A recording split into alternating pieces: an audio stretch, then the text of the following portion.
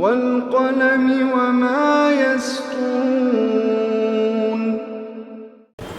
नाज़रीन अस्सलामु अलैकुम वरहमतुल्लाहि वबरकातुहू। सीधी बात की ताज़ा तरीन खबरों में आप लोगों का इस्तकबाल है। आइए सबसे पहले आज की सुर्खियों पर नजर करते हैं। मगरिबी बंगाल बीजेपी के विजय जुलूस को पुलिस ने रोका। पुरतशद्दुद झड़प में एसआई समेत 3 जख्मी। हरियाणा की खट्टर हुकूमत की मदद से रामदेव ने जमीन घपला किया है, कांग्रेस का इल्जाम। अलीगढ़ में बच्ची के कत्ल की मुखालिफत में मुजाहरा, 6 लोगों को हिरासत में लिया गया। अब भोपाल में अलीगढ़ जैसी दरिंदगी, बच्ची का आबरूरेजी के बाद कत्ल। दिल्ली फार्म हाउस पर रेव पार्टी, 16 लड़के लड़कियां अय्याशी करते हुए गिरफ्तार। राहुल ने खुद को पैदाइश के बाद सबसे पहले गोद में उठाने वाली नर्स को गले लगाया। शहर हैदराबाद की तारीखी यादगार चार मीनार के अतराफ नो स्मोकिंग जोन करार दिया गया।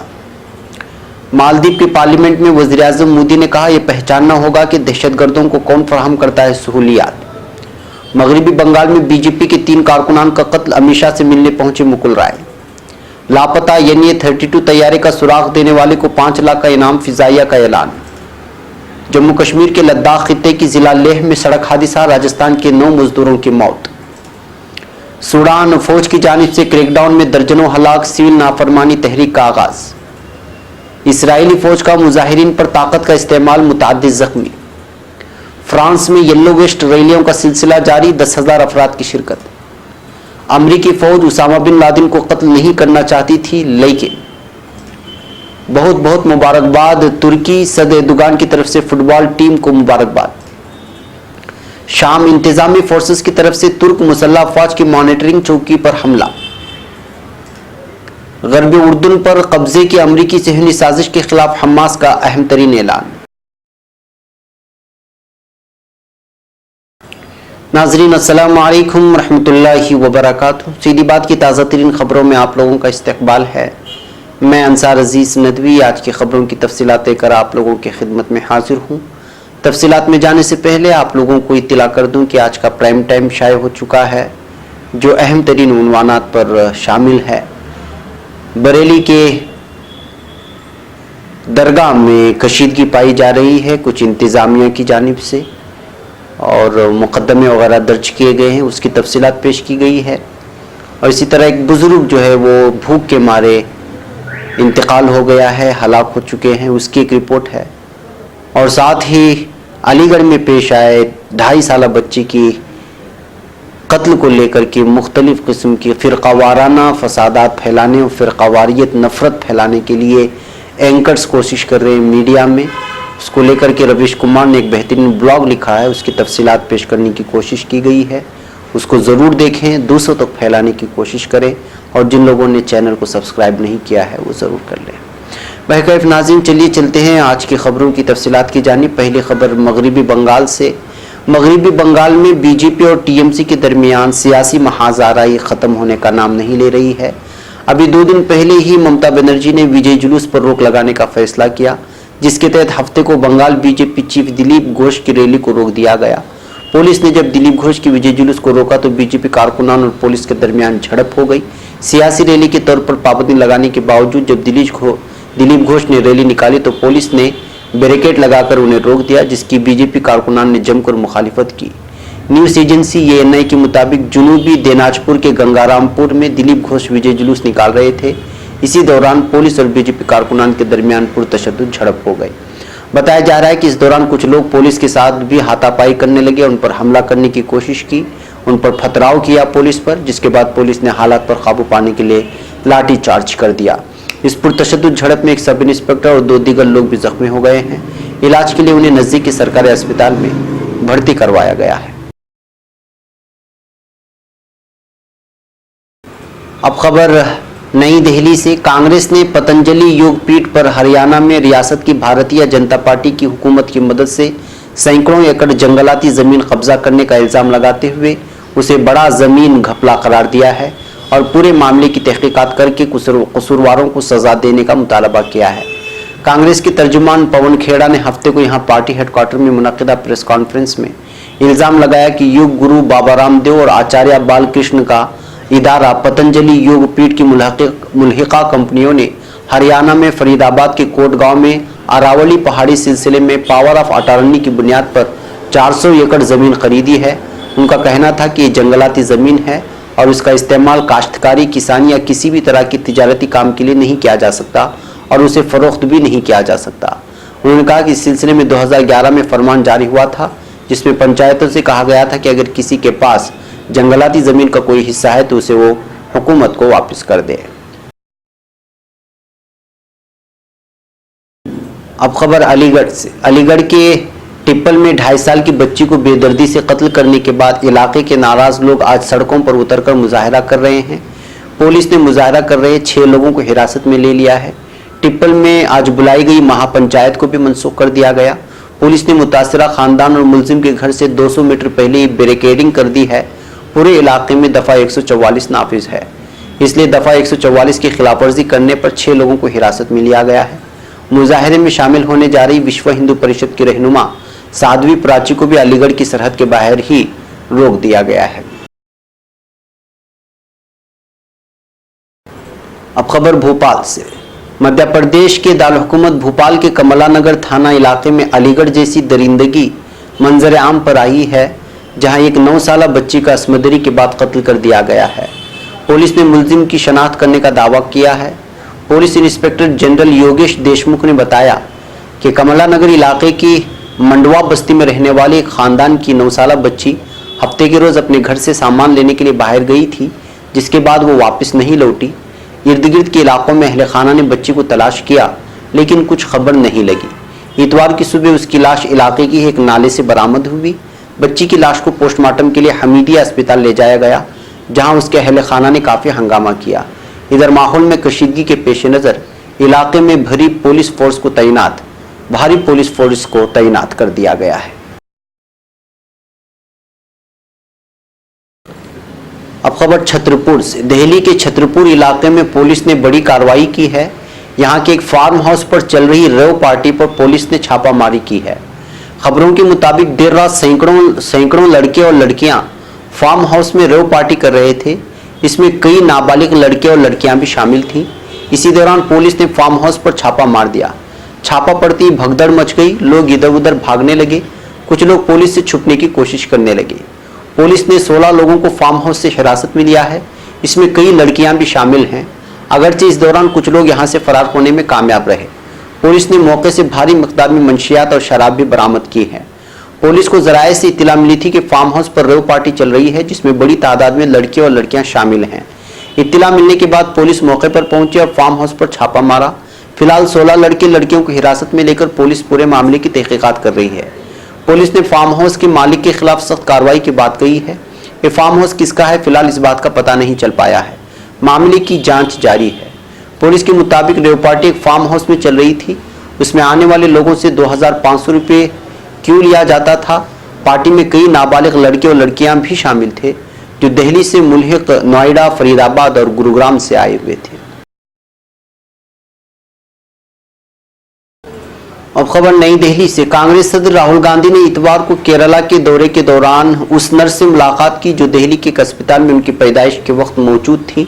राहुल गांधी ने अपने दौरे के तीसरे दिन कोझिकोड में 72 साल रिटायर्ड नर्स राजम्मा से मुलाकात की, उनके तय एहतराम का इजहार किया। राजम्मा का कहना है कि जब राहुल गांधी की पैदाइश हुई थी तो सबसे पहले उन्होंने ही राहुल को गोद में उठाया था। अब खबर हैदराबाद से। शहर हैदराबाद की तारीखी यादगार चार मीनार के अतराफ नो स्मोकिंग जोन करार दिया गया है। चार मीनार पुलिस ने अवामी मकामात पर सिगरेट नोशी को रोकने के इसके कदम के हिस्से के तौर पर चार मीनार पुलिस स्टेशन की अहाते और उस तारीखी यादगार के अतराफ नो स्मोकिंग बोर्ड्स लगा दिए हैं। चार मीनार जुनूबी हिंद का मकबूल सयाहती मरकज है, जहां हर रोज कई अफराद इस यादगार को देखने के लिए आते हैं।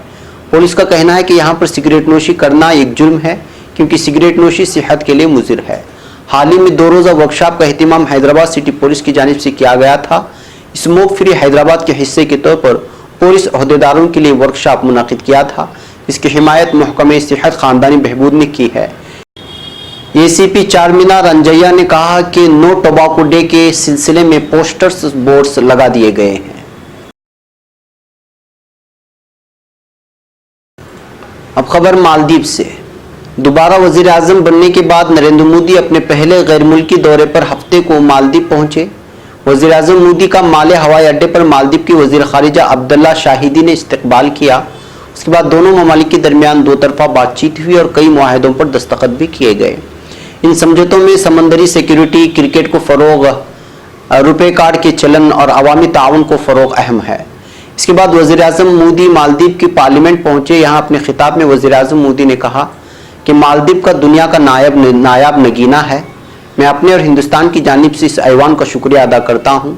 मैं दूसरी मरतबा यहाँ आया और दूसरी मरतबा ऐवान की कार्रवाई का गवाह बना। वज़ीर आज़म मोदी ने अपनी तकरीर में दहशतगर्दी को फ़रोग़ देने वाले ममालिक पर भी निशाना साधा। वज़ीर आज़म मोदी ने कहा कि हमारी पॉलिसी पूरी दुनिया एक कुंबे की तरह है। हिंदुस्तान ने अपनी हसूलियाबियों को हमेशा दुनिया और पड़ोसियों के साथ शेयर किया है। ये वक्त चैलेंज से भरा हुआ है, लेकिन चैलेंजेस मौके भी पैदा करते हैं। आज हिंदुस्तान और मालदीव के दरमियान मौका है, अपने खित्ते में मिलकर काम करने का मौका है। दहशतगर्दी को हराने का एक ऐसा मौका है। समंदरी चैलेंजेस से निमटने का मौका है। वज़ीर आज़म मोदी ने कहा कि दहशतगर्दों के पास ना तो अपने बैंक अकाउंट हैं और ना ही हथियारों की फैक्ट्रियां, फिर भी उन्हें दौलत और हथियारों की कभी कमी नहीं होती।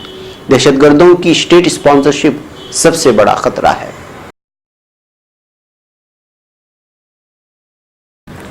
अब खबर मगरिबी बंगाल से। मगरिबी बंगाल में बीजेपी और टीएमसी के दरमियान सियासी महाज़ाराई खत्म होने का नाम नहीं ले रही है। अभी 2 दिन पहले ममता बनर्जी ने विजय जुलूस पर रोक लगाने का फैसला किया, जिसके तहत हफ्ते को बंगाल बीजेपी चीफ दिलीप घोष की रैली को रोक दिया गया। वहीं अब बशीरहाट लोकसभा हल्के से भी तशद्दुद की खबर है। इस सिलसिले में आसनसोल से मेंबर पार्लियामेंट बाबल सुप्रियो ने ट्वीट करके बताया कि बशीरहाट लोकसभा हल्के में तशद्दुद में 3 बीजेपी कारकुनान की मौत हो गई है। सुप्रियो ने ट्वीट किया कि अब बंगाल के अवाम सब कुछ समझ चुके हैं और जल्द ही टीएमसी का खात्मा होने वाला है। अब खबर नई दिल्ली से। हिंदुस्तानी फिजाइया के लापता हो जाने वाले YN-32 तैयारे का अभी तक कोई सुराग नहीं मिला है। जुमा की सुबह हिंदुस्तानी बहरिया के P-8I तैयारे ने तमिलनाडु के अरकोनम से सर्च ऑपरेशन शुरू किया, लेकिन उसे भी कामयाबी हासिल नहीं हो सकी। वाज़ेह है कि तैयारे पर 13 लोग सवार थे और उसे लापता हुए 7 दिन गुजर चुके हैं। अब फिजाइया ने लापता तैयारे के हवाले से इत्तला देने वाले को 5 लाख रुपए बतौर इनाम देने का ऐलान भी किया है। हिंदुस्तानी फिजाइया ने हफ्ते के रोज ऐलान करते हुए कहा है कि जो कोई भी शख्स लापता YN-32 तैयारे की लोकेशन की सही इत्तला फराहम करेगा, उसे 5 लाख रुपए बतौर इनाम दिए जाएंगे। यह ऐलान ईस्टर्न एयर कमांड के मार्शल RD मार्थर ने किया। दरियासना हिंदुस्तानी फिजाइया की सरबराह air chief marshal BS Dhanoa ने हफ्ते को ही आसाम के जोराहाट में एयरफोर्स स्टेशन का दौरा किया और तलाशी के लिए चलाई जा रही मुहिम का जायजा लिया। यहाँ उन्हें सर्च ऑपरेशन के हवाले से तमाम तफसीलात दी गई और अब तक हासिल होने वाली इनपुट से आगाही कराई गई। हिंदुस्तानी फिजाइया के सरबराह ने तैयारे पर सवार अफसरान के अहले खाना से भी बातचीत की है। अब खबर जम्मू कश्मीर से। जम्मू कश्मीर के लद्दाख खित्ते की जिला लेह में हफ्ते को होने वाले एक खौफनाक सड़क हादसे में राजस्थान के 9 मजदूरों की मौत हो गई। सरकारी जराये के मुताबिक लेह से श्रीनगर जा रहे सीमेंट से लदा ट्रक हाईवे पर लेमायोरो के पास सड़क से फिसलकर गहरी खाई में जा गिरा। हादसा इतना खौफनाक था कि ट्रक पर सवार 3 नाबालिग बच्चों समेत 9 मजदूरों की जाए हादसे पर ही मौत हो गई। तमाम हलाकशुदगान राजस्थान के रहने वाले थे।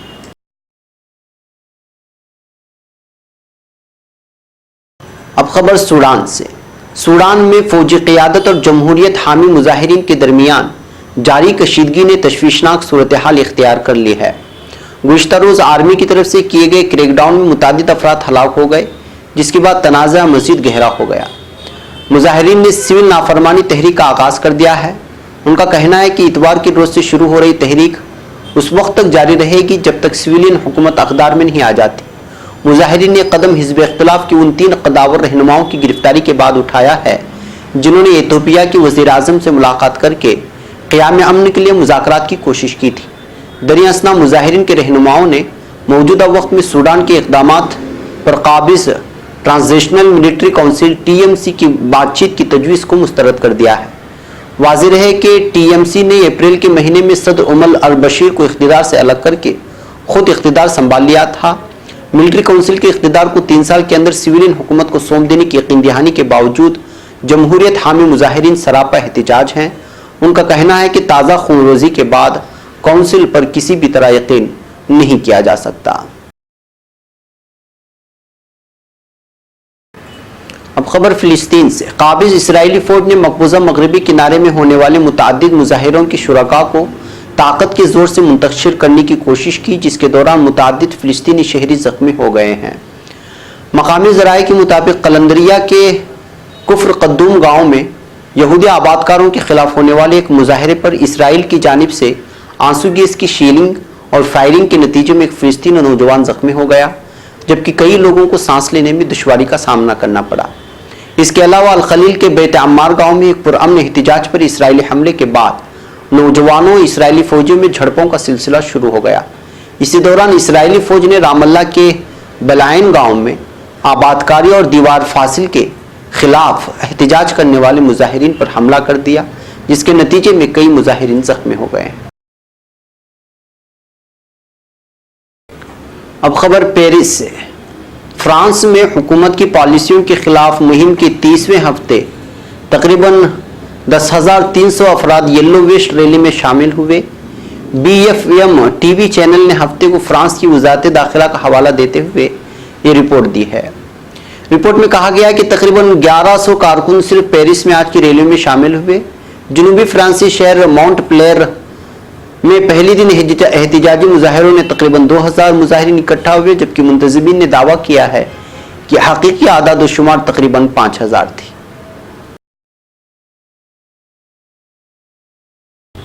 अब खबर सऊदी अरब से। सऊदी अरब के साबिक इंटेलिजेंस सरबराह शहजादा तुर्की अल फैसल ने अलकायदा के बानी सरबराह उसामा बिन लादेन के हवाले से अहम इंकशाफात किए हैं। उनका कहना है कि सऊदी हुकूमत ने तालिबान के साबिक अमीर मुल्ला मोहम्मद उमर से मुतअद्दिद बार बिन लादेन को रियाज के हवाले करने का मुतालबा किया, मगर उन्होंने सऊदी अरब का मुतालबा मुस्तरद कर दिया था। एक न्यूज़ चैनल के फ्लैगशिप प्रोग्राम में गुफ्तगू करते हुए उन्होंने इस राज से भी पर्दा उठाया कि उसामा बिन लादेन की नाश दफनाने के बजाय समंदरबुर्द क्यों की। उनका कहना था कि उसामा की लाश समंदरबुर्द करने का फैसला इस बना पर किया गया कि तदफीन की सूरत में लोग उनका मज़ार न बना लें। एक सवाल के जवाब में शहजादा तुर्की अल फैसल ने कहा कि बिन लादेन हैरानकुन अंदाज में अपने ठिकाने बदलते रहते थे ताकि उनके ठिकाने की निशानदेही ना हो। सऊदी हुक्काम उसामा के अहले खाना को सिर्फ और सिर्फ इंसानी बुनियादों पर उनसे मिलने की इजाज़त देते थे।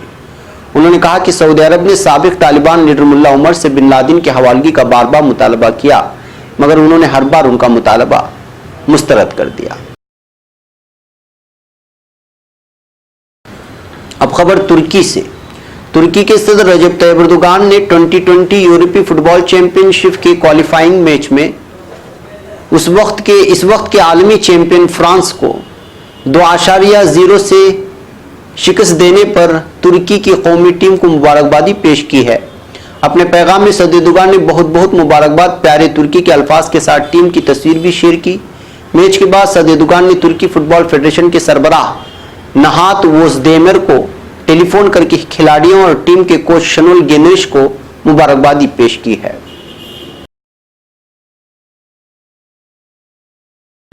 अब खबर शाम से। शाम में बशार अल असद फोर्सेस ने तुर्क मुसल्लह अफवाज की इदलिब टेंशन फ्री जोन में फायरबंदी मॉनिटरिंग के लिए कायम करदा चेक पोस्ट के करीब तोप हमले किए हैं। असद इंतजामिया फोर्सेस और ईरानी हिमायत के हामिल गैर मुल्की दहशतगर्दों पर मुश्तमिल इंतजामिया फोर्सेस ने इदलिब की जुनूबी इलाके हामा के शिमाली दही इलाके मोरक में तुर्क मुसल्लह अफवाज के 9 नंबर मॉनिटरिंग पॉइंट के करीब तोप फायरिंग की। हमले में मॉनिटरिंग पॉइंट को कोई नुकसान नहीं पहुंचा। वाज़ेह है कि इंतजामी फोर्सेस ने इदलिब की जुनूबी इलाके हामा के शिमाली दही इलाके जाविये में भी 10 नंबर की मॉनिटरिंग चौकी को 29 अप्रैल और 4 और 12 मई को निशाना बनाया था। अब खबर गजा की पट्टी से। इस्लामी तहरीक मुजाहमत हमास ने इसराइल में तैनात अमरीकी सफीर डेविड फ्रेडमैन के उस बयान को फिलिस्तीनी कौम के खिलाफ खुली अमरीकी घिनौनी साजिश करार दिया है, जिसमें उन्होंने कहा था कि इसराइल को गरब उर्दून के बाज़ इलाके शामिल करने का हक है। मरकज़ इत्तलात फिलिस्तीन के मुताबिक हमास के तर्जुमान हाजिम कासिम ने अमरीकी सफीर के बयान को सिहनी रियासत की गासिबाना पॉलिसी की खुली तरफदारी, फ़िलिस्तीनी कौम और क़ज़िये फ़िलिस्तीन के ख़िलाफ़ सहयूनी साजिशों की मुआवनत करार दिया। एक बयान में हमास के तर्जुमान ने कहा कि अमरीकी सफ़ीर के बयान ने वाज़ेह कर दिया है कि मौजूदा अमरीकी इंतज़ामिया इसराइल की इंतहापसंद लीडरशिप के साथ मिलकर अरब ममालिक को दबाव में लाने और फ़िलिस्तीनी सरजमीन पर सहयूनी कब्ज़ा मजबूत बनाने में पेश पेश है। नाज़रीन, ये थी आज की ताज़ा तरीन खबरें। अगली ताज़ा तरीन खबरों के साथ फिर आपसे मुलाकात होगी। हमारी पूरी टीम को यहाँ पर इजाज़त है। अस्सलामु अलैकुम वरहमतुल्लाहि वबरकातुहू।